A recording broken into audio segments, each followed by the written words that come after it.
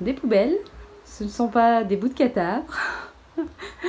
C'est mon stock de laine. Oh là là. Bon, c'est pas très classe comme vision, hein. C'est des vieux sacs poubelles. Enfin, vieux non, ils sont neufs, mais dedans, vous avez plein de toisons, de moutons d'Ouessant et de brebis de Vendée. Donc, de la blanche et pas mal de marron. Il y a beaucoup plus de marron. Et donc... j'ai, alors attendez, je crois qu'il y en a, alors il y en a 4 dessous, 6, 7, 8, 9, attends, 2, 4, 6, 8, 9, et j'en ai un là-bas, donc 10 sacs. Voilà, j'ai 10 sacs à trier, à nettoyer, à carder et à filer, donc on va bien s'amuser, hein.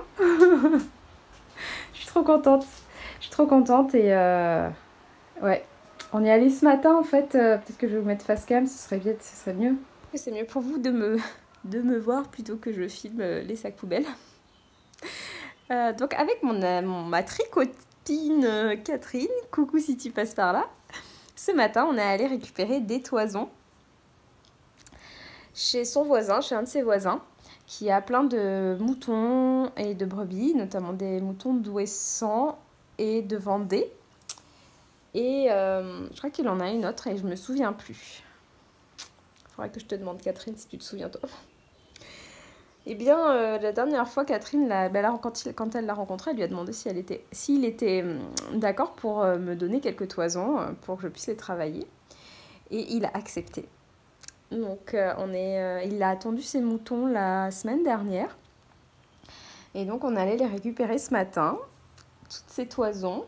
Et en fait, il m'a tout donné, il a rien gardé, donc vous voyez, voilà, j'ai 10 sacs poubelles, donc sachant que dans un sac poubelle, il y a 3-4 toisons d'Ouessant. Après, pour les brebis, elles sont beaucoup plus grosses, donc par exemple, la brebis de Vendée, elle est tenue dans un sac poubelle. 3/4 de sac poubelle, par entier.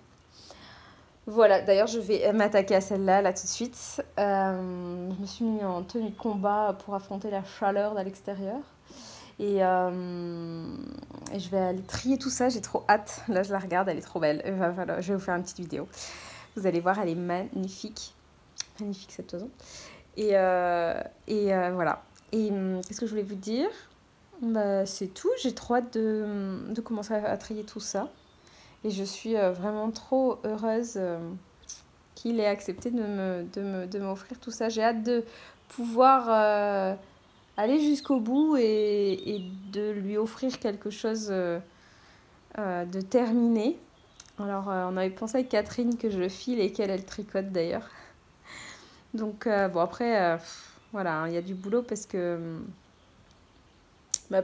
faut que j'arrive à faire un fil qui soit tricotable. Ou en tout cas un fil qui soit plutôt régulier, hein. C'est surtout ça. Donc je vais m'amuser, hein. Je vais m'amuser. Mon vouet arrive bientôt, donc voilà. Bon allez, je vous laisse, je vais vous montrer la toison. Et moi j'ai trop hâte de mettre mes mains dedans. Faut que je vous montre cette toison que j'ai récupérée. Regardez-moi cette beauté. Alors, là c'est l'envers, regardez-moi ça.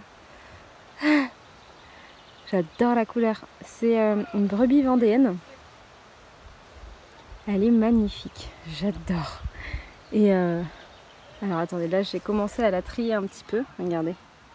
Là elle est écharpillée. Ce que ça donne. J'ai hâte de voir une fois cardée. Je sais pas si en zoom. Voilà. C'est trop beau. C'est trop beau. Ah, j'adore. J'ai trop hâte de la carder. Mais là c'est un plaisir en plus à écharpiller, elle est trop belle, j'adore. Et en plus elle était énorme, alors là il y en a et puis il y a aussi là. Il y a du tri à faire mais trop belle. Ça va, tranquille? Je vous dérange pas? Je suis en train de trier ma laine, tranquille, et c'est la fête. C'est la fête. Hein? Oula. Ok. Excusez-moi, hein. Dites-moi si je vous dérange. Dites-moi si je vous dérange. Je crois que ça va. Bon, ben, je continue, hein. Qu'on a là? Une pomme? Oh, ben oui. Oh, ben oui. Ça fait longtemps qu'on t'a pas vu par ici. Hein? Hein, ma belle? Oh, t'as des mouches qui t'embêtent. Oh oui. Oh oui. Enfin, oh non. Oh non. Oh non, des mouches. Ils sont embêtantes, ces mouches. Elles sont embêtantes. Miam, miam, miam, miam, miam, miam, miam, miam, miam. Miam. Coucou. Voilà l'avancement de mon boxy. Écoutez, il avance plutôt pas mal. Regardez cette manche. Donc j'en suis à une manche. Là, je l'ai arrêtée parce que hier soir, je me disais est-ce que je la continue ou pas. Je pense que je vais la continuer. Alors en fait, la manche, normalement, elle s'arrête par là. Mais je veux une manche longue parce que moi, les manches 3/4, en fait, j'en porte pas parce que j'ai soit chaud, soit froid. En général, je suis pas entre deux. Donc j'aime bien, voilà, être au chaud complet. Donc, et puis, si vraiment j'ai envie des 3/4, je peux la mettre comme ça et ça passe nickel. Donc, je vais faire une manche longue. Je vais continuer les côtes encore. En fait, j'en ai fait une dizaine. Je pense que je vais en faire 20 en tout pour que ça m'arrive au moins là. Et puis voilà, pas mal, hein. Franchement, je suis contente. Il y aura la deuxième manche à faire et puis à reprendre l'encolure là pour faire une jolie finition. Je sais même pas, j'ai pas lu ce qu'il fallait faire à ce niveau-là. Surprise, surprise. Alors il me reste ça, mais j'ai encore une pelote entière, donc trop bien. Je vais pouvoir continuer tranquillement. Donc voilà. Il est pas mal, non? Je suis contente. J'ai hâte de le finir. Je suis toute contente. Je le trouve vraiment très joli. Je le trouve vraiment sympa. J'ai hâte. Je vais vous montrer, vous partager deux magnifiques pelotes qu'une amie m'a offert, qu'elle a trouvées à la ferme de l'Aritoire dans le Perche. C'est une ferme du coup qui a des moutons et pardon, des chèvres, n'importe quoi. Des chèvres, ça, des petites coquilles. Et donc leur laine se transforme en pelote. Et du coup, voilà, ça c'est... Alors, elle m'a pris de la laine à chaussettes avec 70% de mohair et 30% de mérinos. Donc, le mérino français, c'est pas le leur. Et le mohair, c'est de leur élevage. Et voilà, elles sont super jolies. Elle m'a pris 2 couleurs en plus que j'adore. Donc, trop bien. Je sais pas trop quel modèle encore je vais faire avec, mais j'ai vraiment hâte de faire quelque chose de magnifique avec, parce que vraiment la laine est trop belle. Elle est assez douce, elle pique pas trop, franchement c'est très agréable. Voilà, elle m'a pris alors la couleur cèdre et framboise. Donc voilà, et puis pour faire un peu de pub à cet endroit, si vous allez dans le Perche, donc voilà, là ils font la laine Malva avec donc du fil à tricoter, et ils font également des savons au lait de chèvre, et puis après des produits locaux et tout, et plein d'animations. J'ai l'impression que ça a l'air d'être un endroit vraiment sympa.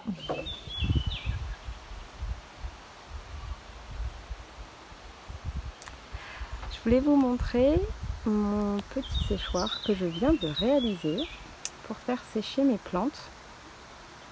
Alors j'ai fait ça ce week-end, j'ai été légèrement obsessionnelle. En fait j'ai pris que de la récup, des vieilles planches que j'avais là, sur la base et les deux là qui montent. ce que j'ai fait, c'est que sur les deux des côtés, j'ai découpé des petits bouts de bois comme ça, que j'ai ensuite fixé avec des vis. Une fois que c'était fait des deux côtés, j'en avais pas assez, donc j'aurais préféré faire un trait droit, mais j'en avais pas assez, donc j'en ai mis un là et un tout au bout là-bas. Et ensuite, je les ai fixés sur la base, sur un carré blanc en fait. Et par-dessus, ça se voit pas parce que j'ai mis du tissu, mais y a des planches comme ça. J'avais pas de plaque, donc j'ai mis des planches. Et j'ai mis un tissu tout autour dans le dos, car je n'avais pas de planche pour le dos non plus. Attendez. Vous voyez à l'intérieur. Vous voyez, il y a le tissu là. Là, il y a une planche, parce qu'il y a des planches dans le dos pour resserrer les planches sur les côtés, parce que en fait, comme c'est des vieilles planches, elles étaient plus droites. C'est pour ça aussi qu'il y a celle-là de planche également qui est au milieu. Elle est un peu grosse, il faut que je me trouve une plus petite. Pour l'instant, j'ai fait avec ce que j'avais. Mais parce que sinon, ça faisait... en fait, ça s'arrondissait. Et donc, mes clés qui sont à l'intérieur ne tenaient pas. Donc voilà, j'ai fait comme ça pour la structure. Et ensuite, j'ai fait les clés. Alors, pour les clés, hop, je vais vous montrer ce que j'ai fait. J'ai fait quelque chose de tout simple. Il y en a 9 en tout. J'ai pris, en fait, ça, c'est des vieilles planches que j'avais qui étaient d'anciens volets. Donc, je les ai découpées selon la taille de mon carré. Et ensuite, j'ai mis un voile. C'est un voile pour jardiner, en fait, pour protéger les plantes. Et je l'ai clouté, enfin, je l'ai vissé plutôt, entre les deux planches, entre les 4 planches. Mais comme ça tenait pas et que c'était pas assez étiré, j'ai fait un coup de tout simple, de fil avec une aiguille à coudre. Hop, j'ai doublé du fil à coudre et puis j'ai fait ça tout autour. C'est pas très joli, mais ça fait le taf. Et voilà. Et ensuite, du coup, je le range à l'intérieur. Hop. Du coup, j'en ai 6 comme ça avec le filet, et puis comme j'en avais pas assez, j'ai pris du grillage à poules pour les 2 derniers. Donc là, je mettrai des plantes un peu épaisses, quoi, pour pas que ça passe à travers les trous. Et puis voilà, écoutez, ça me fait 9 tiroirs à épices. Je suis trop contente. Ce petit tissu, c'est un vieux tissu qu'on m'avait donné. Je le trouve trop chou. Et bon, je l'ai clouté, j'ai même pas cousu, j'ai eu la flemme. Parce que de toute façon, ça va pas forcément être... ça va être dans un coin. Ça va pas être visible, disons. Donc voilà. Là, j'ai clouté à ce niveau-là pour que ça tienne. Peut-être qu'il faudrait que j'en fasse, que je cloute aussi à cet endroit-là. Idéalement, j'aurais pu penser, mais je vous avoue que j'ai eu un peu la flemme. Moi, le but là, c'était surtout de pouvoir bien sécher mes plantes là, parce que j'en ai pas mal à faire sécher. Et en fait, ça traînait partout. Alors là, au moins, c'est top, ça va pouvoir rester dans mon petit séchoir. Je suis trop contente. Je suis allée cueillir du millepertuis parce que c'est le moment. On l'appelle d'ailleurs la fleur de la Saint-Jean. Souvent en mi-juin, elle commence à fleurir. Et donc le millepertuis, on va la voir là. C'est une fleur jaune, très jolie. Et donc moi je l'accueille sur le bord de mon chemin avant que j'en ai profité parce qu'ils vont venir tout désherber. La mairie va venir désherber, donc voilà, j'en ai pris quelques-unes parce que en ce moment, comme il fait chaud et beau, en fait elle a vraiment beaucoup poussé. Donc ce que je fais moi, c'est que je l'utilise en macération dans un peu d'huile. Et vous pouvez aussi la sécher pour l'utiliser en tisane. Et donc voilà, alors pour la macération, on utilise les fleurs, mais aussi les petites... voilà, les petites fleurs qui ne se sont pas encore ouvertes. Le millepertuis, en fait, quand vous appuyez dessus, je vais vous montrer. Vous voyez, elle est rouge. Elle a cette particularité de colorer, en fait, d'être rouge. Et donc on la fait macérer dans de l'huile et l'huile devient rouge sang. Donc c'est super joli. Moi j'utilise cette huile pour... en fait elle est très intéressante pour soulager des brûlures par exemple. Donc pour les coups de soleil l'été c'est parfait.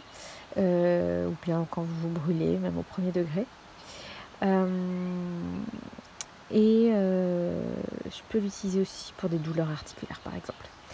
Donc la macération elle se fait avec, moi j'utilise de l'huile d'olive bio, première pression à froid. Vous pouvez aussi utiliser de tournesol si vous voulez. Et donc vous laissez macérer les fleurs dans un pot, vous mettez les fleurs dans un pot, vous recouvrez d'huile, vous laissez macérer 3 semaines au soleil. Et du coup après vous filtrez, vous avez une huile. Alors moi pour la conservation je rajoute 3 gouttes d'extrait de pépins de pamplemousse, qui est un conservateur naturel. Donc je peux la garder beaucoup plus longtemps parce que sans conservateur ça se garde quoi, 1 mois ou 2. Sinon après ça risque de s'oxyder. Donc voilà.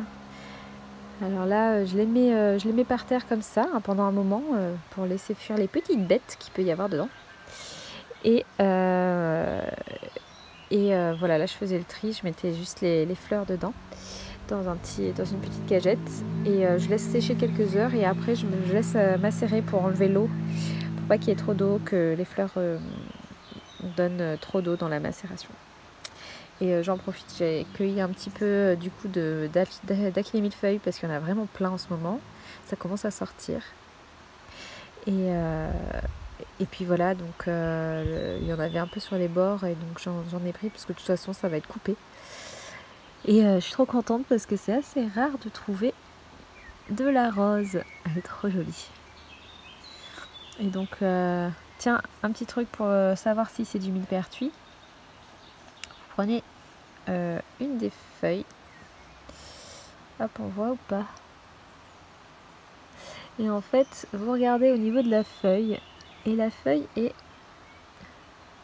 plein de petits trous, plein de petites taches blanches en fait. On dirait plein de petits trous. Vous voyez, désolée, mes ongles sont plein de millepertuis du coup. Et donc, vous savez que c'est du millepertuis. La fleur, la plante ressemble à ça. Vous voyez, elle a plein de petites feuilles. Et puis bon, vous écrasez un peu. Si ça devient rouge, c'est que c'est vraiment ça. Et pour l'achillée, c'est pareil. Il y a un petit truc à savoir, c'est ses feuilles. On l'appelle comme ça. Parce que du coup, sa feuille contient 1000 feuilles. Et voilà, moi ça par contre, je la fais en tisane, l'achillée. En fait, je vais garder les fleurs et les fleurs, je les utilise en tisane pour le confort digestif notamment. Voilà. Il y a plein d'autres utilisations aussi, mais notamment pour celui-là. C'est les feuilles qui sont, si vous voulez les mâchouiller quand vous avez des douleurs dentaires, c'est hyper efficace. J'ai testé et c'est très efficace. Pour remplacer le clou de girofle si vous n'en avez pas. Bon allez, je continue mon petit tri. Alors voilà ce que j'ai cueilli. Un petit pot de millepertuis. Donc là il n'y a que les sommités fleuries. Et je vais recouvrir ça d'huile. C'est recouvert d'huile. Donc je vais fermer. Et puis je vais laisser macérer pendant 3 à 6 semaines. L'huile, vous allez voir, elle va devenir rouge. Et après je filtrerai le tout. Je ne sais pas si vous savez, mais vous pouvez retrouver pas mal de plantes médicinales dans la nature. Après, il faut bien les reconnaître. Mais là, du coup, je voulais vous montrer une qui est assez facile, je trouve, à reconnaître. C'est la mauve. Avec ses petites fleurs mauves. Ces magnifiques pétales. Elle en a 5. Ces petites feuilles, elles sont comme ça. Et en fait, là, en début d'été, moi, je récolte les fleurs pour les faire sécher et les utiliser en tisane. J'en ai pas mal, j'en ai pas mal dans le jardin, j'en ai pas mal autour de chez moi. Alors c'est de la cueillette plutôt sauvage, hein, donc il ne faut pas non plus en abuser. On laisse pas mal de fleurs aussi aux abeilles. Et puis voilà, mais bon, là comme c'est celle de mon jardin, moi je fais un petit tri. J'en ai pas mal, en fait tous les jours il y en a pas mal qui poussent. Regardez, hop. Et en fait du coup je vais les mettre dans mon séchoir et je vais les utiliser en tisane.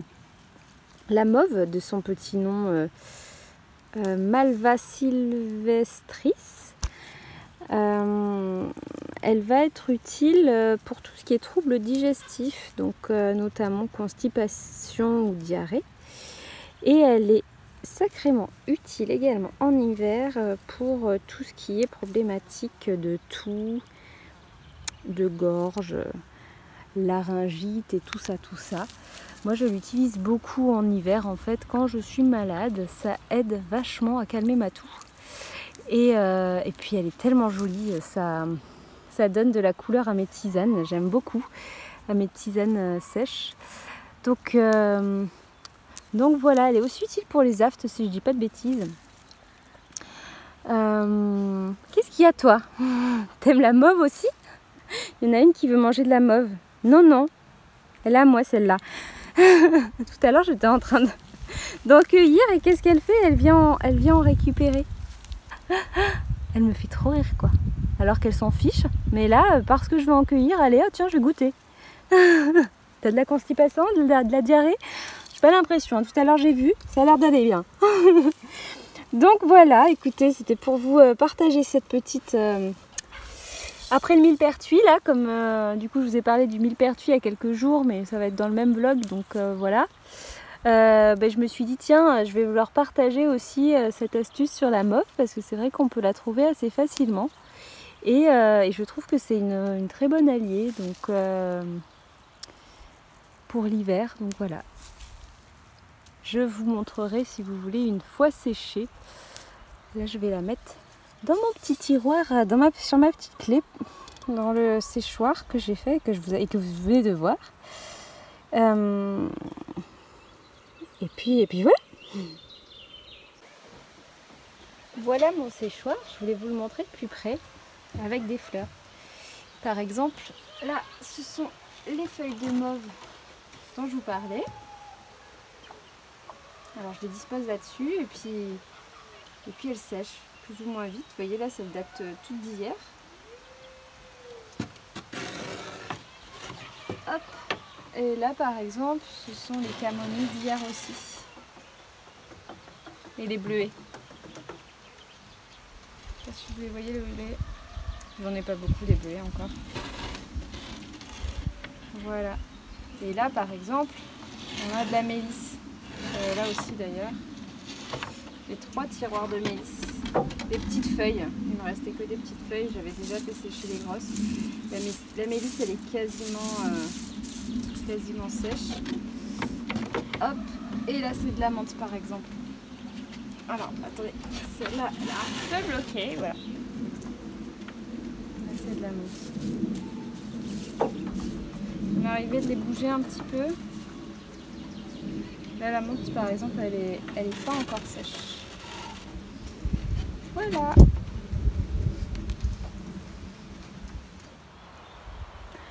Bonjour, je voulais vous faire un petit tour du potager. Alors, cette année il s'est bien agrandi, je ne sais pas si vous pouvez voir de loin.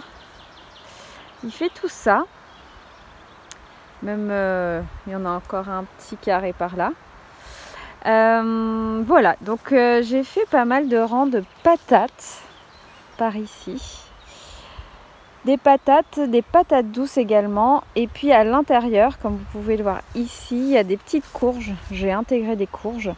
Alors au niveau des courges, j'en ai eu plein. Donc j'ai mis de la butternut, j'ai mis, vous voyez, hop, il y en a là. Butternut, bleu de Hongrie, potimarron. Qu'est-ce qu'il y a d'autre? Il y en avait vraiment pas mal hein, parce que j'en avais plein et il y a plein de graines différentes. Je sais même plus ce que j'ai planté en fait parce que c'est des petites courges que j'ai récupérées cet hiver quand je les mangeais. Donc voilà, là c'est toutes les patates. Je pense qu'on va en avoir pas mal cette année. Au niveau des patates aussi, il y avait des charlottes. Il y a différentes variétés, je me souviens plus, mais j'ai tout noté dans mon petit carnet. Mais en tout cas, il y a 2-3 variétés de patates, plus des patates douces. Et donc les courges. Là, vous avez des courges tout là aussi sur le côté. Là, vous avez un rang de poireaux. Je ne sais pas si vous voyez. Hop, tout là. Un rang de poireaux qu'il va falloir que je coupe un petit peu. Il faut couper le bout des poireaux pour que ce soit plus épais. Je vous avoue que j'en ai déjà fait l'année dernière et en fait, ils n'ont pas grossi. Donc là, je vais bien les couper pour essayer d'en avoir des beaux pour cet hiver. À côté des poireaux, vous avez des edamame. Ça, c'est des edamame petites, donc du soja. Il n'y en a pas beaucoup qui ont poussé finalement. Je ne sais plus combien de graines j'ai mis, mais il y en a 5 pieds d'edamame. J'en avais mis tout le long là et en fait, ça n'a pas trop pris. Mais par la suite, là-bas au fond, vous avez de la betterave et des blettes. Non, que de la betterave, pardon. Ah, betterave et radis. Je vais y arriver. Voilà, mais c'est pas encore sorti par là. C'est en cours. Voilà, là ici on a un beau melon, un beau pied de melon que j'ai fait grimper aussi pour qu'il prenne un peu moins de place. J'ai lu qu'il fallait le tailler. C'est la première fois en fait que j'ai un aussi beau melon. L'année dernière, il l'avait pas pris. Donc j'hésite à le tailler un petit peu. Je suis en train de lire sur le sujet. Si vous avez des conseils, n'hésitez pas. Mais vous voyez, j'ai déjà des petits fruits là et puis à l'intérieur. J'espère que ça va prendre. Là, regardez, il y en a un beau petit melon. Un beau futur melon. Donc voilà. Là, et puis vous voyez, il commence à grimper partout. Sur le côté, j'ai des choux rouges. Là et là, sauf qu'ils vont vraiment pas bien. En fait, je les ai déplacés, ce que j'aurais sûrement pas dû faire. En plus, ils sont pas paillés. Il faut que je paille. Je les ai déplacés il n'y a pas longtemps. Mais là, il n'a pas du tout aimé, je pense. Pourtant, j'ai le système goutte à goutte qui se déplace. Mais normalement, ils ont de l'eau. Donc, ça m'embête un peu. Bon, celui-là, il était déjà pas très bien. Mais je pense que, voilà, je le laisse au cas où. Et je l'arrose, mais voilà. Là, c'est un chou-fleur. Et là, c'est un brocoli.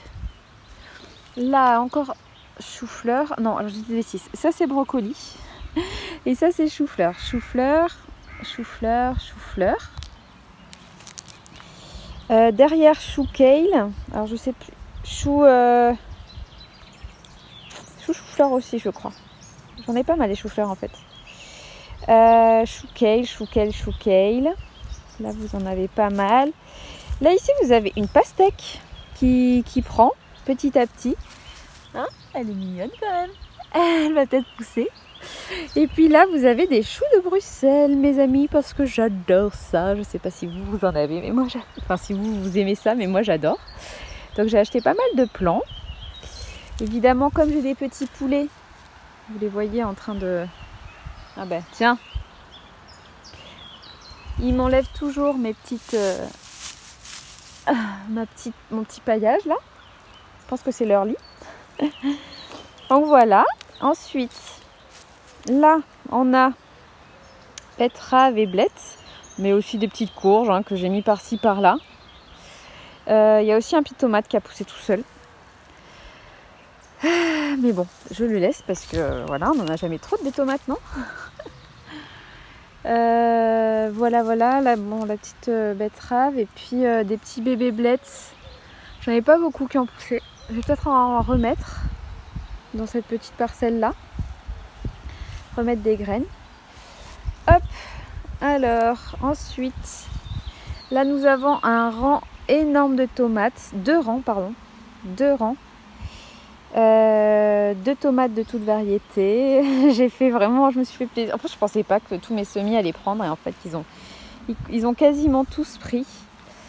C'est des beaux pieds en plus. Hein. Je suis vraiment impressionnée parce qu'ils ont vraiment bien poussé. J'en ai vraiment pas acheté cette année. C'est que des graines à moi. Alors attendez, je vais me reculer pour que vous voyez.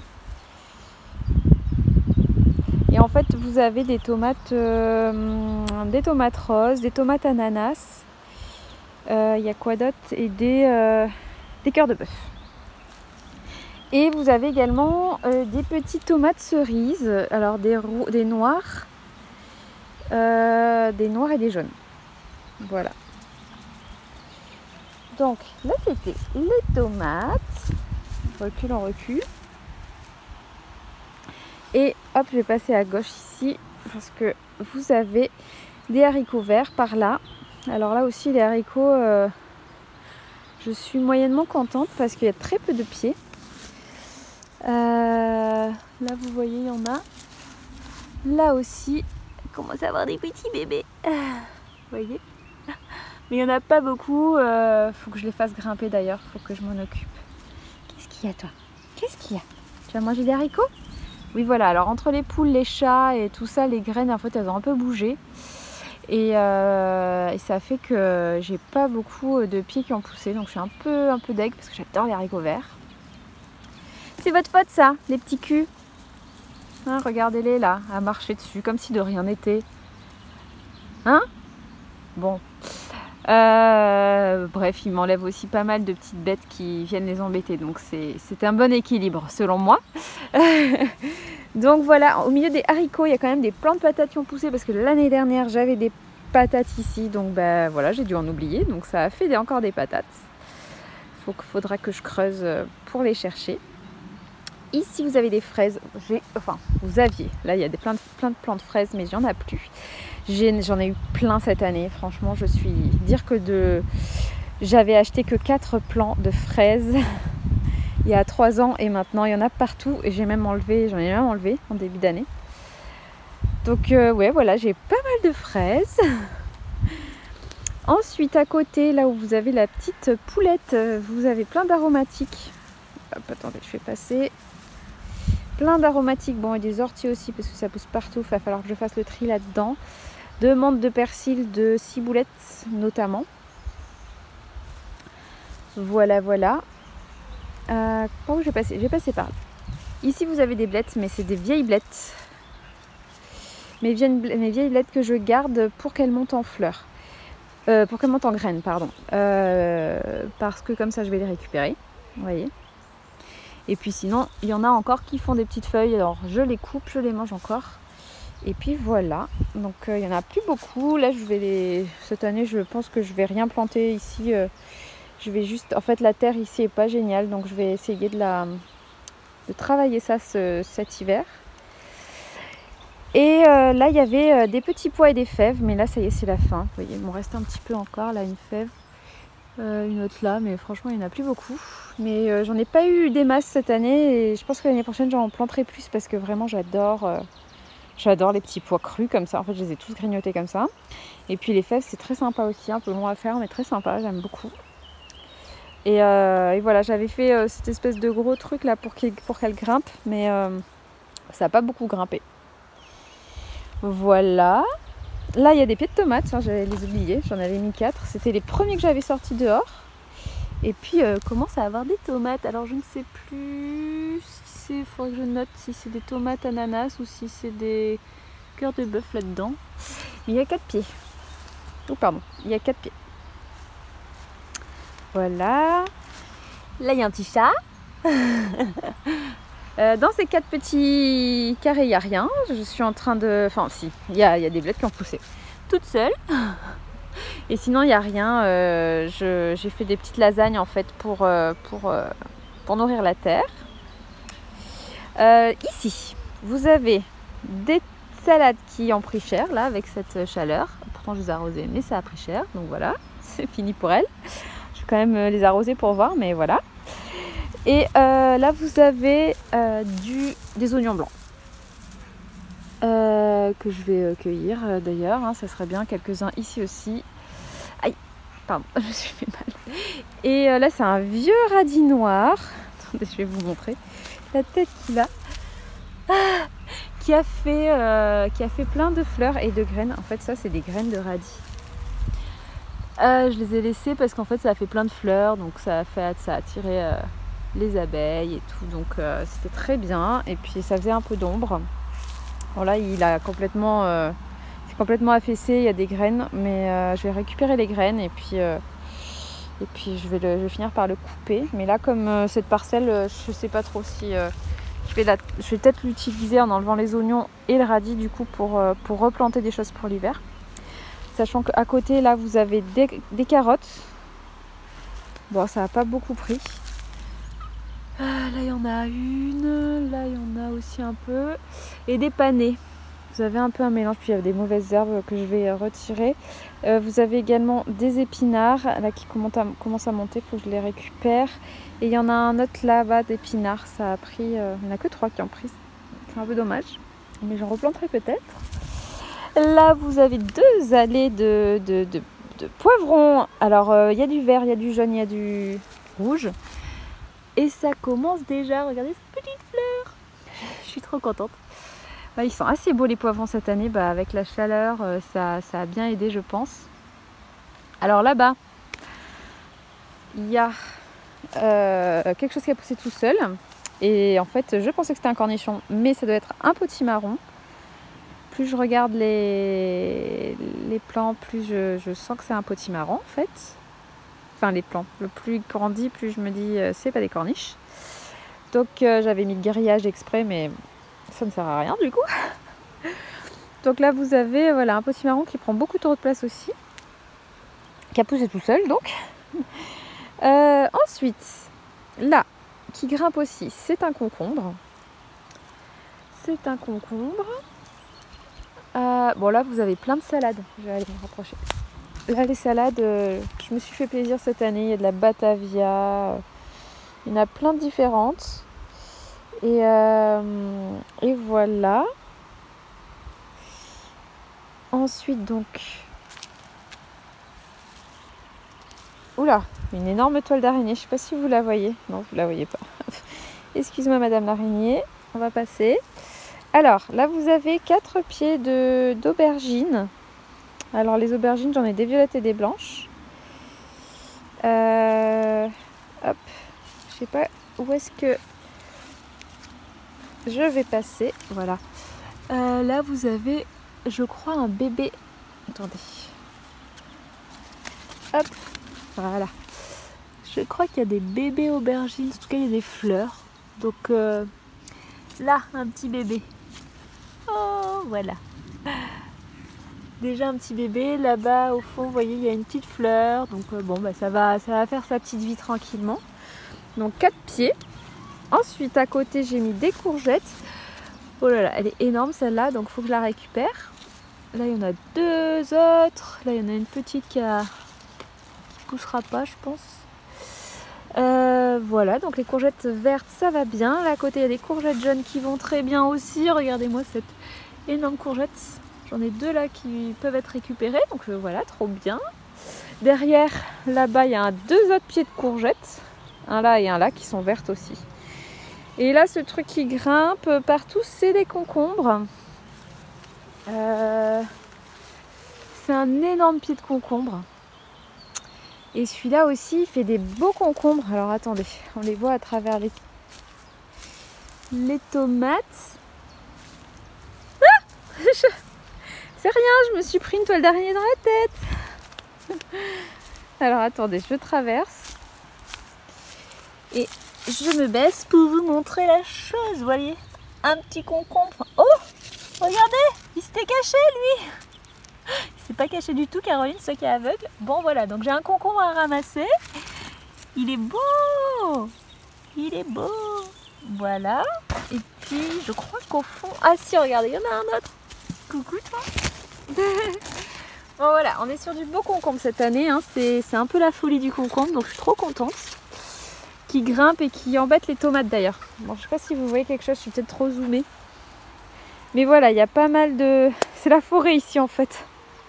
Ça pousse trop bien. Je les ai un peu trop serrés, je pense. Hein. Les courgettes, tout ce qui est mélangé, la courgette, aubergine, concombre, tout est trop mélangé, mais bon. Et tomates collées. Mais voilà, écoutez, j'ai voulu optimiser l'espace, mais là derrière, vous voyez, il y a quand même un petit endroit où je vous ai montré tout à l'heure, à côté des choux, il y a de la place. Donc là aussi, moi, je vais commencer un peu les récoltes, enfin tout ce qui est récolte d'hiver, quoi. Je vais planter des trucs. Ah, vous voyez des petites tomates, il y en a partout, des tas, tout partout des tomates. Là, elles sont toutes... Ah, derrière, regardez. Ah, ça, je crois que c'est les tomates roses. J'adore les tomates roses. Il y en a vraiment pas mal là qui poussent, donc je suis trop contente. J'ai tellement hâte de les manger. Oh, il y en a là aussi. Coucou. Ah. Coucou, arrêtez de me grimper dessus les araignées. Oh, et c'est quoi toi? Qu'est-ce que tu fais? Tu manges mes carottes, mes tomates? Mange pas les tomates de Caro. Voilà, écoutez, un petit gourmand. Et en fait, je récupère les gourmands et puis j'avoue que il y en a tellement que je les balance et en fait ça repousse et ça fait des nouveaux pieds. Donc j'en ai marre. Cette année, en fait, j'en ai vraiment trop fait des carottes, des tomates, mais bon, c'est pas grave. Comme ça, mes voisins seront très très heureux d'avoir plein de tomates à manger. Je pense que ça va faire plaisir, ça va faire des heureux à nos voisins, nos amis et tout. Donc voilà, qu'est-ce que tu as toi? Qu'est-ce que tu as? Voilà, écoutez, là j'ai fait le tour du potager. Ah non, attendez, je vous ai pas amené là-bas. Coucou. Alors, le dernier endroit, c'est ici. Où nous avons des fenouils. Bon, j'en ai déjà mangé 2. Mais là, il en reste 3. Et c'est trop bon, j'adore les fenouils. Je récupère, en fait, je mange ça en salade. Et puis ça, je le mets dans du jus. J'ai un extracteur de jus et du coup, je mets ça dans mon jus. Un jus pomme fenouil par exemple, c'est trop bon. Ou carotte fenouil, pomme, ou enfin voilà. Enfin, j'adore, j'en mets partout. Et là, tiens, c'est des tomates cerises, ça. Je sais plus quoi. La variété, je crois que c'est jaune. Et là, c'est une tomate, une grosse tomate, je crois. Je crois que c'est des tomates cœur de bœuf. Ah, et oui, il y a aussi des céleris par là. Vous voyez, des pieds de céleri, là il est beau celui-là, d'ailleurs. Ça va être trop bien, ça aussi je les mange dans des jus généralement. Ou je les mets dans des soupes l'hiver aussi. Et au milieu il y a bien des courges, hein, évidemment, parce que je ne savais plus où les mettre. Donc voilà. Voilà, j'ai fait le tour.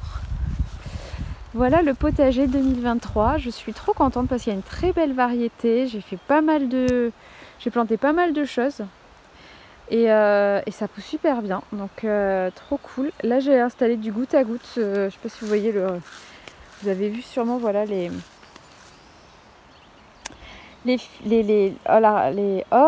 tuyaux, pardon.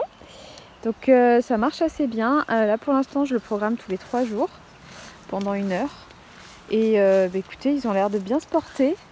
Bon là j'ai vu qu'il y en allait avoir quelques jours de pluie, donc ça va faire du bien aussi.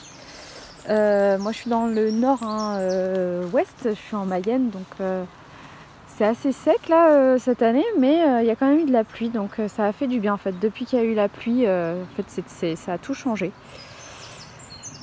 Tout le monde était très heureux, donc voilà, c'est trop cool. Et donc le goutte à goutte, cette année, ça a quand même changé les choses, je trouve. Tiens, regardez, en parlant de tricot, hop, ma toison. Ça c'est ma toison que je mets aussi quand j'ai celles que j'utilise pas, j'utilise en paillage.